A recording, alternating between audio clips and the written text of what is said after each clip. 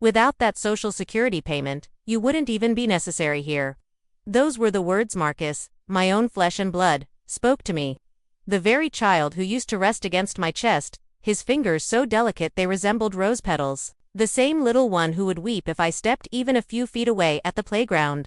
The boy who, years before, would call out for his mama whenever he tumbled and scraped his knee. That evening, he couldn't even meet my gaze. He delivered those words from across the kitchen counter, his eyes fixed on his phone screen as though stating an undeniable fact. A clinical observation, a mathematical formula. I had become nothing more than a revenue stream, a monthly deposit that prevented the household from collapsing. Nothing beyond that. In my grip was a wooden spoon because I had been stirring the rice to prevent it from burning. The steam rose, in delicate wisps, carrying the scent of jasmine rice that I had carefully selected from the market that morning. The roast was already cooking in the oven, its aroma filling the kitchen with promises of a family meal that now felt hollow and meaningless. Chloe had mentioned wanting roasted potatoes, so I had prepared those as well, peeling each one with care, cutting them into perfect cubes, seasoning them with rosemary and garlic just the way she preferred. The heat was oppressive, almost suffocating. My spine ached from standing for hours, a dull throb that radiated down to my hips. I had devoted the entire day to cleaning and washing clothes because we were anticipating visitors, Marcus's colleagues from work, people I had never met but for whom I was expected to create the perfect domestic backdrop. Yet even so, even through the exhaustion and the building resentment, I managed to smile when my granddaughter Skylar burst in to embrace me. Her small arms wrapped around my waist with such innocent affection. Such pure love, that for a moment the world seemed bearable again. She remained the sole reason I continued, holding on, the single thread preventing me from unraveling completely. Following Marcus's statement, everyone fell silent. The kitchen, which moments before had been filled with the sounds of cooking and quiet domesticity, now felt like a tomb. Chloe, positioned in the corridor where she had been watching the entire exchange, gave a strained, barely there smile. It was the smile of someone who had orchestrated a victory, who had finally gotten what they wanted. Words weren't necessary from her. Victory was already hers, and she knew it. I remained silent as well, my throat constricted with emotion. My mind racing through 1,000 potential responses, none of which seemed adequate. I completed stirring the rice, my movements mechanical. Now, drained of the care I had put into them minutes before, I shut off the burner, watching the blue flame disappear with a soft hiss. With shaking hands that had held my son as a baby, that had soothed his fevers and dried his tears, I removed my apron and folded it carefully, placing it on the counter. I couldn't determine whether anger, sorrow, or a dangerous combination of both consumed me. My chest felt tight, as though someone had wrapped steel bands around my ribs and was slowly tightening them. I walked to the laundry area, my steps measured and deliberate, refusing to give them the satisfaction of seeing me flee. I activated the tap, the water running cold and clear, and splashed it across my face again and again until my skin felt numb. I needed to compose myself. Not before them, not in this place. I would not give them the gift of my tears, the spectacle of my breakdown. Sleep eluded me that evening. The darkness of the bedroom seemed to press down on me with physical weight, suffocating and inescapable. I remained awake in the bed that Walter, my departed husband, and I had shared for nearly 4 decades. Every inch of this mattress held memories, the nights we had talked until dawn, the mornings we had awakened wrapped in each other's arms, the difficult conversations we had navigated together. The bedroom felt foreign now, as if I were an intruder in my own past. The walls seemed to reject me, their familiar photographs and decorations now belonging to a life I no longer recognized. My belongings had been condensed to a single dresser, with 3 drawers and a container beneath the bed where I kept my most precious possessions, wrapped in tissue paper. Everything else served as storage space for their things: Chloe's out-of-season clothes, Marcus's old textbooks, boxes of electronics and equipment I wasn't permitted to touch.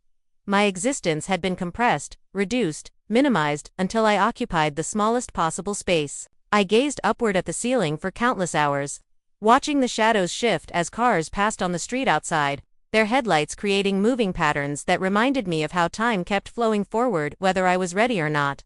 The paint had a small crack near the corner, something Walter had always promised to fix but never got around to before the illness took him. Tears refused to come, my eyes remaining stubbornly dry despite the ocean of grief churning inside my chest. I had exhausted my supply months ago. Cried myself empty during the countless nights when I realized my family saw me as nothing more than a convenient source of income and free labor, and as the ceiling fan hummed softly overhead, its rhythmic rotation marking the passage of the interminable night. A single question occupied my thoughts, repeating like a mantra. How did our relationship deteriorate to this point? When had I stopped being a mother and become merely a mechanism, a function, a thing to be used and discarded? Revisiting the past isn't simple. The mind naturally shies away from painful memories, constructing elaborate defenses to protect itself from reliving trauma. Sometimes you'd rather leave painful memories undisturbed, sealed away in the dark corners of your consciousness where they can't hurt you. But I now recognize it's essential to examine them, to hold them up to the light and understand how I arrived at this moment of crisis. 3 years prior, following Walter's death from pancreatic cancer, swift and merciless disease that took him in less than 6 months, the house seemed overwhelming in its size. Every room echoed with his absence. I would find myself setting 2 plates for dinner before remembering. Reaching across the bed at night to find only empty space where his warmth had been. Hearing his voice calling my name only to realize it was the wind or my imagination playing cruel tricks. Initially, the isolation felt like a gentle companion, a soft murmur that granted me tranquility. I could grieve privately, could cry without anyone seeing, could spend entire days in my nightgown without judgment. The silence allowed me space to process my loss, to slowly begin rebuilding some version of myself that could function without him. But as months progressed, as the initial shock wore off and the reality of permanent solitude set in, the quietness transformed into an abyss. The house, which had once felt like a sanctuary, became a prison. Days would pass where I didn't speak aloud, where the only sounds were the creaking of floorboards and the hum of appliances. I would wake up uncertain of what day it was, of whether I had eaten, of whether anything mattered anymore. Depression settled over me like a heavy blanket, making even the simplest tasks feel insurmountable. That's precisely why, when Marcus requested my assistance 6 months after Walter's funeral, I agreed without hesitation. It felt like a lifeline, a purpose, a reason to get up in the morning. Mom, Chloe's employment ended. The company downsized, and she was let go. We're struggling with rent, and I'm at a loss. The landlord is threatening eviction. His voiceover, the phone had been strained, filled with a desperation I hadn't heard since he was a teenager facing his first real crisis. Move in here, I responded immediately, not even pausing to consider the implications. The house has ample room. More than enough for all 3 of you. They appeared on a January afternoon, a gray winter day when the cold seemed to seep into your bones. I watched from the window as their car pulled up, overcrowded with belongings hastily packed. Skylar emerged first, holding her mother's hand, looking uncertain and small. They carried 3 oversized suitcases plus numerous boxes and bags that kept coming and coming, far more than I had anticipated for a temporary stay. Had readied the guest bedroom with fresh linens in a cheerful yellow pattern, had scrubbed every surface until it gleamed, had replaced the linens that had been Walter's favorite, and even purchased a new reading lamp with a soft warm light from the hardware store downtown. I had also stocked the refrigerator with their favorite foods, had placed fresh flowers in a vase on the dresser, had made sure the bathroom was supplied with new towels and toiletries. Joy filled me, genuine happiness for the first time since Walter's death. My family had returned. The house would be alive again with voices and laughter and the beautiful chaos of daily living. Skylar embraced me firmly and whispered against my shoulder, "I've missed you terribly, Grandma. So much." Her small body trembled slightly, and I wondered what turmoil she had witnessed at home. What arguments and stress had preceded this move? I believed everything would work out perfectly. I truly did. In my optimism, in my desperate need for family and purpose, I ignored the warning signs that were already visible. As time passed, as the initial gratitude wore off and temporary became permanent, I began observing subtle details, small things that individually seemed insignificant but together formed a disturbing pattern. Chloe never established direct eye contact with me. Her gaze would slide past mine, focusing on something just over my shoulder or down at her phone. When I entered a room, she would often leave it, manufacturing excuses about needing to check on something or make a call. She appeared perpetually occupied, perpetually irritated about something, a low-level hostility that permeated every interaction. At first, I attributed it to tension, unemployment pressure, the period of adjustment to living with her mother. I made excuses for her behavior, told myself she was struggling with the loss of independence, with the shame of needing help. I tried to be understanding, to give her space, to avoid any action that might be construed as intrusive or judgmental. But then the criticisms began, quiet at first, whispered comments I wasn't meant to hear but somehow always did. Your mom doesn't acknowledge our boundaries, she would inform Marcus when she assumed I wasn't within earshot, when I was supposedly in another room but could hear every word through the old house's thin walls. She's constantly present, behaving as if this is exclusively her house. She rearranges things, she asks too many questions, she hovers. I can't breathe here. Her voice carried a sharp edge of resentment that made my stomach clench. And legally speaking, it was mine, fully documented under my name. The deed sat in a drawer in my dresser, proof of ownership that Walter and I had worked decades to achieve. We had bought this house as newlyweds, had painted every room ourselves, had planted the garden, had raised our son within these walls. But I kept silent about ownership. I wished to avoid creating friction, to maintain peace at any cost. I believed that if I was just accommodating enough, just helpful enough, just invisible enough when needed, we could all coexist harmoniously. Gradually, almost imperceptibly, the household transformed. The changes happened slowly enough that I could rationalize each one individually. But collectively they represented a complete inversion of the power dynamic. I continued preparing meals 3 times a day, maintaining cleanliness that met Chloe's exacting standards, and covering the expenses. My Social Security payment, though humble, barely $1,300 a month, handled the electricity bill that had increased dramatically with 3 extra people, the gas for heating and the stove, and a significant portion of the food costs. I found myself buying bulk rice and beans, cheaper cuts of meat, generic brands instead of the quality products I preferred. Marcus had secured employment at a warehouse, but it lacked stability. His hours fluctuated wildly, sometimes working overnight shifts, sometimes getting sent home early when business was slow. The income was unreliable, arriving in smaller amounts than expected, never quite enough to cover their share of expenses. Chloe still hadn't found work, despite sporting new outfits, monthly designer jeans, expensive blouses, jewelry that sparkled. When I gently inquired about job applications, she would wave dismissively, claiming the market was impossible, that nothing paid enough to justify the cost of childcare, that she was being selective about opportunities. And yet, despite my contributions, despite my constant labor, I began sensing I was an inconvenience, or, at minimum, that's the impression they cultivated through 1,000 small cruelties and exclusions. Conversations would cease when I entered rooms. They would make plans and discuss them in front of me without invitation. Inside jokes I didn't understand would be exchanged with meaningful glances that deliberately excluded me. I became a presence to be worked around, an obstacle in their daily routines. One evening, an evening I would later recognize as a turning point, Chloe requested that I not join them for dinner because they required a private conversation about family matters. The irony of being excluded from family matters in my own home, at my own dining table, wasn't lost on me, but I complied. I ate a sandwich alone in my bedroom, listening to the murmur of voices and occasional laughter from the dining room, feeling like a stranger in the house where I had lived for 40 years.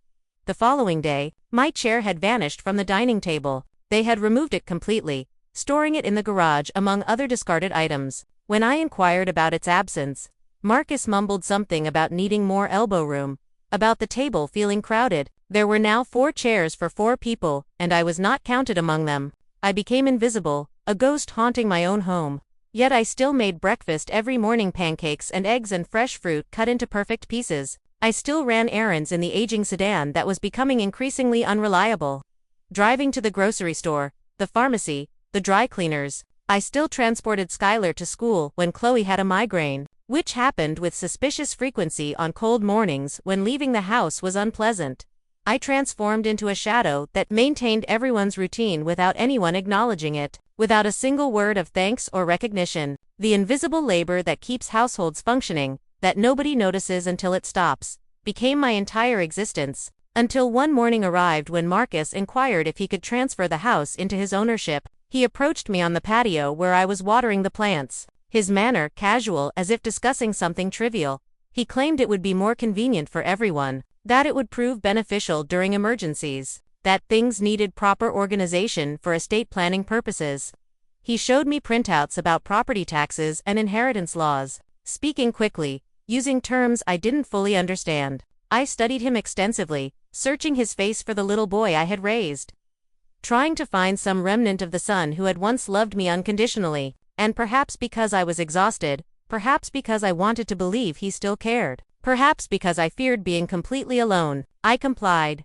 I visited the lawyer's office on a rainy Tuesday morning, the kind of cold drizzle that seeps through your coat. I executed the documents with a pen that felt too heavy in my hand, my signature shaking across the bottom of page after page. I surrendered the title that represented 40 years of mortgage payments and home improvements and memories, and I placed my trust in him completely, naively, desperately. I never anticipated they would weaponize it against me, that I had just signed away not only my legal rights but my position in the family hierarchy. Consequently, merely a month afterward, my bedroom was reduced in size. They needed Marcus's old room for a home office, Chloe announced, so I would need to move to the smaller guest room at the back of the house. It was barely larger than a closet, with one tiny window that looked out on the neighbor's fence. My personal bathroom became communal, shared by everyone, never clean when I needed it. My toiletries constantly displaced or used up. My autonomy had evaporated like morning dew under a harsh sun. I was transforming into background scenery. Wallpaper, a fixture no more notable than the furniture. Nobody inquired about my well-being, about whether my arthritis was bothering me, about how I was coping with Walter's absence. Nobody listened except Skylar. She continued being the brightness, the single source of warmth in an increasingly cold environment. Each night, she would slip into my bed, her small body curling against mine, seeking comfort or offering it, or perhaps both. Even when Chloe showed annoyance, even when she would stand in the doorway with arms crossed and an expression of disapproval, Skylar would stay. She shared what she discovered at school, a story about the life cycle of butterflies, a poem she had written about her grandmother, the politics of the playground. She created flowers for me in bright crayon colors and taped them to my walls. And she expressed her deep love freely, unself-consciously, with the pure heart of a child who hasn't yet learned to weaponize affection. She was the sole reason I didn't gather my belongings and depart. Though now I possessed nowhere else to go, I had relinquished everything. My sister lived 3 states away, and we hadn't spoken in years after a petty argument I could barely remember. My few friends had drifted away during Walter's illness and my subsequent isolation. The house that was supposed to be my security had become my cage.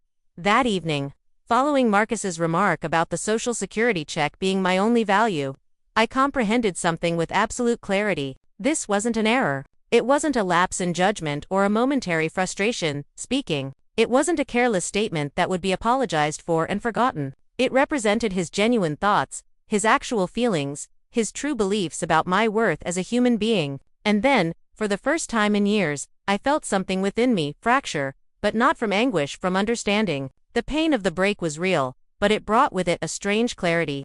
Like the moment when a fever breaks and your thoughts become lucid again. I entered the kitchen after everyone had gone to bed. The house settled into its nighttime sounds, the refrigerator humming, the old pipes creaking, the distant sound of traffic. Everyone was sleeping, or at least pretending to. I positioned myself before the cold oven, still dirty from dinner. Food particles burned onto the racks that I would have to scrub tomorrow. I observed the pot of rice, still retaining warmth, more than half of it uneaten and wasted. All that effort, all that care. For what? Then I retrieved my aged notebook, the one I utilized for recipes and grocery lists and, occasionally, thoughts I didn't want to say aloud. My mother had given it to me when I got married, its cover now worn soft with handling, its pages filled with her handwriting and mine. Generations of women documenting their domestic knowledge. I turned to a blank page and inscribed a single line in handwriting that didn't shake. I deserve better than this existence. The act of writing those words felt revolutionary, dangerous, liberating. I stared at them for a long time. Those 6 simple words that acknowledged a truth I had been avoiding for too long. The following morning, I rose early while the house was still dark and silent, before anyone else stirred. I prepared coffee strong and black, the way I actually preferred it. Not weak and sweet, the way Chloe insisted everyone make it. I styled my hair carefully, taking time with the curling iron instead of just pulling it back in a utilitarian ponytail. I applied lipstick, subtle and elegant, and I wore the blue dress that Walter always claimed made me resemble a summer sky. A vintage piece with a fitted waist and flowing skirt that I hadn't worn since his funeral. It still fit perfectly, and wearing it felt like armor. Like reclaiming some part of myself I had abandoned. And I departed without disclosing my destination. Without requesting approval from anyone. I left not with luggage, but with intention, my purse over my shoulder, my head held high, my steps steady and purposeful. I walked out the front door and didn't look back. I didn't travel far. My destination was only 6 blocks away, but it might as well have been another world. I lacked a specific plan, but my feet understood the direction with an instinct that bypassed conscious thought. Sometimes the physical body acts before the mind comprehends, guided by deeper wisdom. I traversed 2 streets, passing a bakery that still emanated the aroma of fresh doughed and butter and sugar combining in an intoxicating perfume. Through the window, I could see the baker pulling trays from the oven, her face flushed with heat and concentration. The normalcy of it, the simple beauty of someone doing work they loved, made my throat tight. I paused before a location I hadn't frequented in years, maybe a decade or more. It was an unpretentious cafe with suspended plants at the entrance trailing pothos and spider plants creating a green curtain and wrought iron seating outside, currently empty in the morning chill. A wooden placard read the gilded teacup in gold lettering that had faded with time and weather. The cafe had been here for as long as I could remember, a constant presence while the businesses around it changed and changed again. I wavered momentarily, my hand on the door handle, suddenly afraid of what I might find inside, afraid of being disappointed or rejected or simply not remembered. But I entered anyway. The small bell above the door announcing my arrival with a cheerful chime. She sat positioned behind the counter, browsing through a magazine, something about travel, exotic locations in saturated color. Her hair was gathered in an untidy bun, secured with what looked like a pencil, and her spectacles rested on her nose tip. She wore no makeup and her face had the comfortable, lived-in quality of someone who had stopped trying to fight aging and had instead made peace with it. She glanced upward at the sound of the bell and momentarily furrowed her brow as though she didn't recognize me. I watched recognition slowly dawn, her eyes widening, her mouth forming a small O of surprise. Then her eyes expanded fully and a smile broke across her face like sunrise. "Ellie," Vivian exclaimed, standing so quickly she nearly knocked over her coffee cup. "My goodness, what an unexpected surprise. I can't believe that really you." I didn't know what response to offer. My prepared words fled, leaving me standing there mute, my hands trembling at my sides, tears threatening despite my determination to remain composed. Vivian was my dearest friend during our youth, my closest companion from the age of 16, when we met in high school until our late 20s when life pulled us in different directions. We were inseparable for over a decade, sharing secrets and dreams, supporting each other through heartbreaks and triumphs, planning futures we were certain would always intertwine. But life, as it does, intervened. Vivian selected travel, international education, studying art history in Florence for a year, backpacking through Southeast Asia, making choices that seemed impossibly brave to me. She married a man she met in Prague, someone cultured and sophisticated whom she later separated from after realizing they wanted fundamentally different lives. I remained in the neighborhood, wed Walter at 25 in a modest ceremony, nurtured Marcus through colic and teething and school plays and teenage rebellion, and spent my entire life as a homemaker. It wasn't the future I had imagined as a girl. I had once dreamed of becoming a teacher, of traveling, of writing, but it was the future I had chosen, or that had chosen me.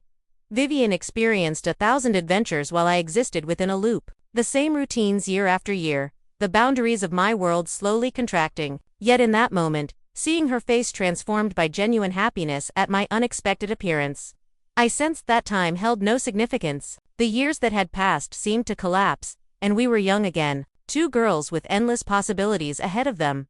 We embraced as though we had conversed yesterday, her arms strong around me, the scent of her perfume something with bergamot and vanilla immediately familiar despite the decades. I felt something inside me crack open, the careful control I had maintained all morning threatening to shatter completely. "What brings you here?" she inquired after releasing me, immediately moving to pour coffee without offering it first. As though she recognized my need instinctively, her hands moved with practiced efficiency, selecting a generous ceramic mug, filling it nearly to the brim with dark, rich coffee that smelled like heaven. "I'm uncertain," I responded truthfully, my voice barely above a whisper. "I simply needed to escape the house. I couldn't stay there another minute." "Then you've arrived at the perfect location," she stated, gesturing toward a table near the window where morning light streamed in, illuminating dust motes that danced in the air. "Nobody hurries here, nobody makes demands, and the coffee remains hot constantly, and you can stay as long as you need." Her voice was warm, accepting, asking no questions that I wasn't ready to answer. We settled into chairs that had been worn smooth by countless patrons. The wood warm from the sun. Through the window, I watched people passing on the sidewalk, a mother pushing a stroller, a businessman checking his phone, a teenage couple holding hands, all of them living their lives while mine felt suspended. Paused at a crossroads I hadn't known I was approaching, in fragments. Carefully selecting words like picking my way through a minefield, I revealed what had transpired. Not everything, not immediately, but sufficient for her to comprehend that something inside me had broken. I told her about Marcus's comment, about being reduced to a dollar amount, about the slow erosion of my dignity and autonomy. Vivian listened without interrupting, her full attention on me in a way I hadn't experienced in years. Nobody at home ever really listened. They heard words but were always distracted, already formulating their response, or thinking about something else entirely. Only once did she furrow her brow deeply, her mouth tightening with anger, when I mentioned Marcus's exact phrase about the Social Security check. Her hand, resting on the table, clenched into a brief fist before relaxing again with visible effort. Then she remained silent for several seconds, her gaze moving to the window, processing what I had told her. "You know something," she finally expressed, turning back to face me with an intensity that was almost uncomfortable. "You've always been more resilient than you recognized. Even back in high school, when things got difficult, you had this inner strength that you never seemed to see in yourself." I smiled, skeptical, wanting to believe her but unable to reconcile her words with my current reality. "I don't feel strong, I feel broken. You don't perceive it because you were conditioned to remain silent, to sacrifice, to request nothing for yourself," she continued, leaning forward. "We all were, honestly, women of our generation. But that isn't strength, Ellie. That's subjugation dressed up as virtue. We were taught that our worth came from how much we could endure, how much we could give up, how small we could make ourselves for others' comfort." She paused, making sure I was really hearing her. "And you can extract yourself from there. You can choose something different. It's not too late, despite what you might think." I didn't respond, unable to imagine what that different future might look like. But those words planted themselves deep within me, like seeds in fertile soil, like possibilities waiting to germinate. For the first time in longer than I could remember, I felt a tiny spark of something that might have been hope. I returned home before midday, just before Chloe would notice my absence and transform it into another grievance against me. She observed me from the couch, frowning in that particular way she had, her eyes narrowed with suspicion. "Where were you wandering without informing anyone? Marcus was concerned about you." The lie was transparent. He hadn't even registered my absence, but I remained silent, refusing to engage, refusing to offer the explanations she seemed to think I owed her. I ascended to my room, secured the door behind me with the flimsy lock that didn't really provide privacy, and reclined on the bed. The mattress was lumpy, the room still smelling faintly of mothballs from storage, but it was mine for now. Skylar entered shortly thereafter without knocking, as was her habit, her face anxious. "Grandma, are you all right? Mom said you disappeared this morning."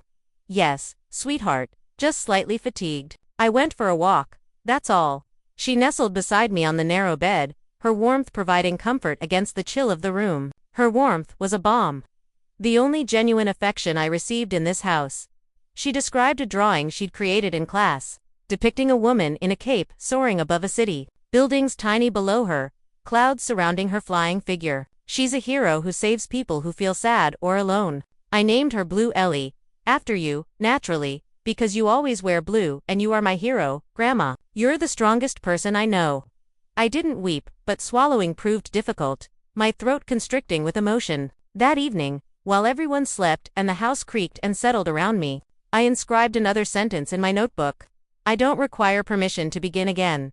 The subsequent days differed in subtle but significant ways. I remained the same individual, but something fundamental had transformed inside me. I no longer responded instantly when Chloe made demands, letting requests hang in the air for a moment before deciding whether to comply. I no longer hurried to arrange the table or clean the dishes immediately after they were used, letting them sit for an hour, then two. It wasn't defiance exactly. It was dignity, self-respect, a recognition that my time and energy had value. Small demonstrations of resistance that nobody initially noticed, or if they noticed, they didn't comment on, as if acknowledging them would be admitting there was something to resist. One Thursday afternoon, I returned to the cafe without telling anyone where I was going, simply walking out the door mid-morning after finishing the breakfast dishes. Vivian awaited me with a tray of fresh muffins, blueberry and bran. still warm from the oven, and 2 coffees prepared exactly how I liked mine. We sat on the terrace despite the cool weather, wrapped in blankets she provided, watching the neighborhood come alive around us. She shared stories about her travels: 6 months in India, living in an ashram, a year in Morocco teaching English, the summer she spent on a Greek island cooking in a family restaurant. She discussed how she decided to establish the bistro following her divorce, using her savings and a modest inheritance from her aunt, showing me old photographs preserved in a leather album, images of younger Vivian in exotic locations, smiling freely, living boldly. We laughed abundantly, the kind of laughter that comes from deep in the belly and leaves you breathless. I felt animated, truly alive, for the first time in years. The feeling was almost disorienting, like waking from a long sleep.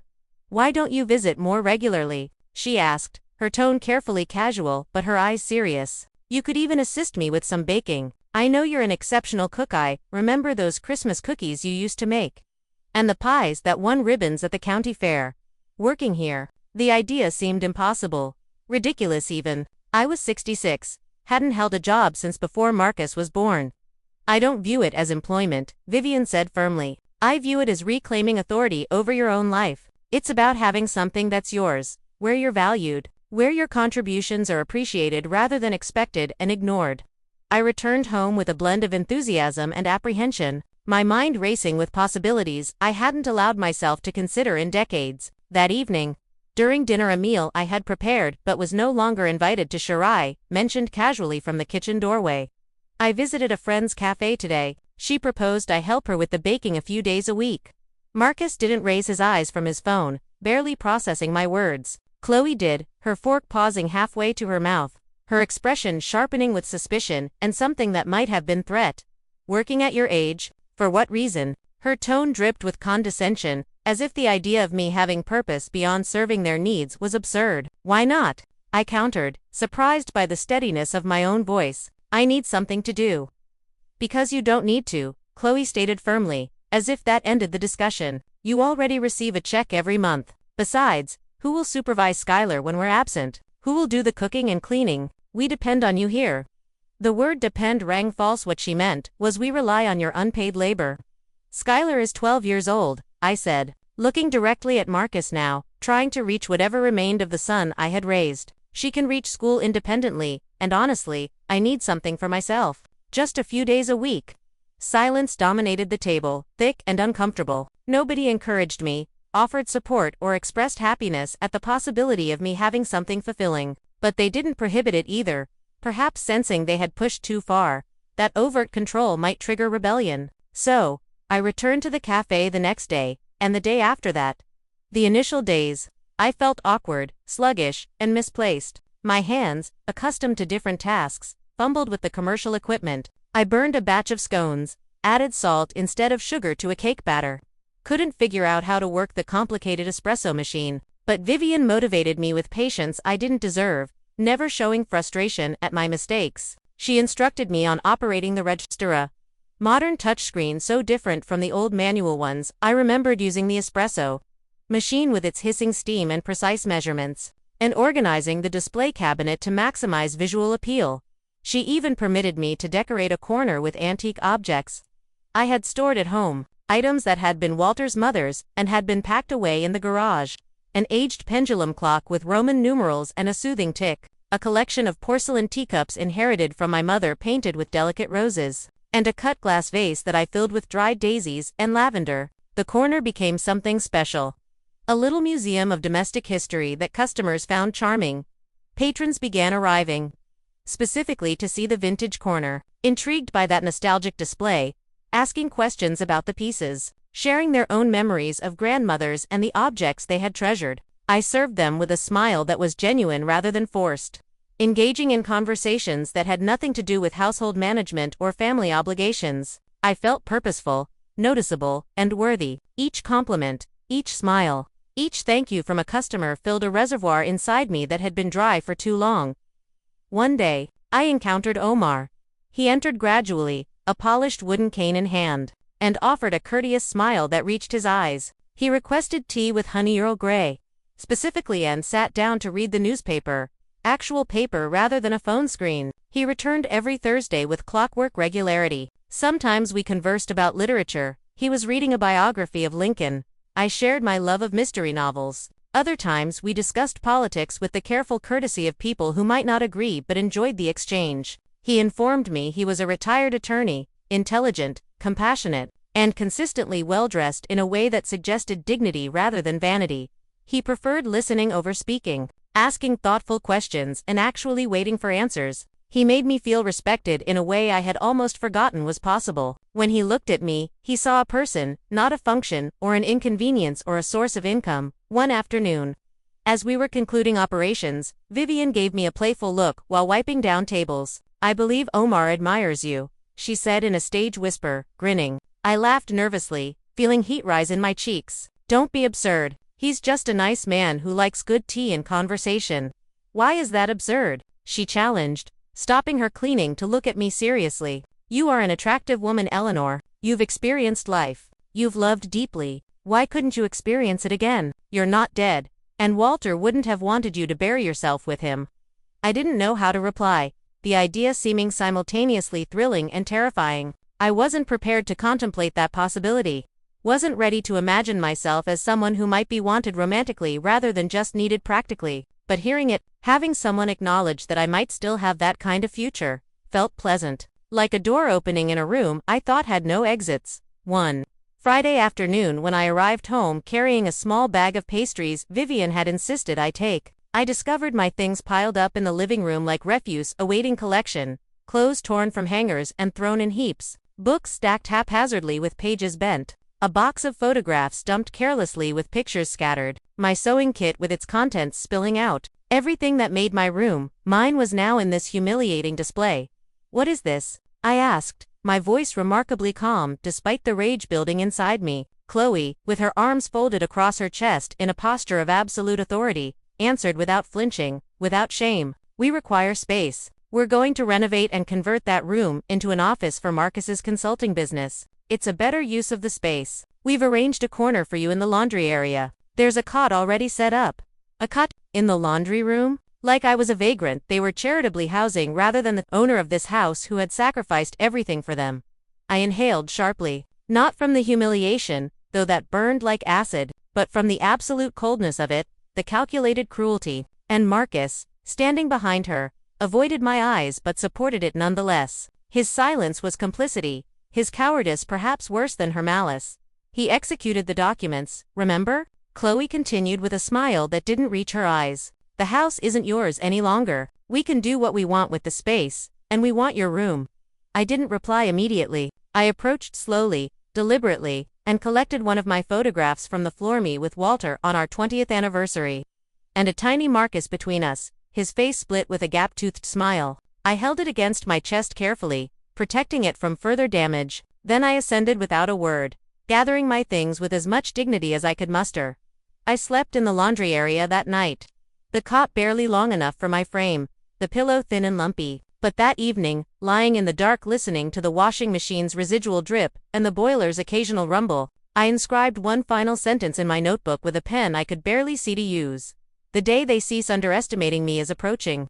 The words felt like a promise, like a declaration of war, like the beginning of something I couldn't yet fully envision but knew was inevitable. I was done shrinking. I was done accepting. I was done disappearing. Change was coming, and I would be its architect.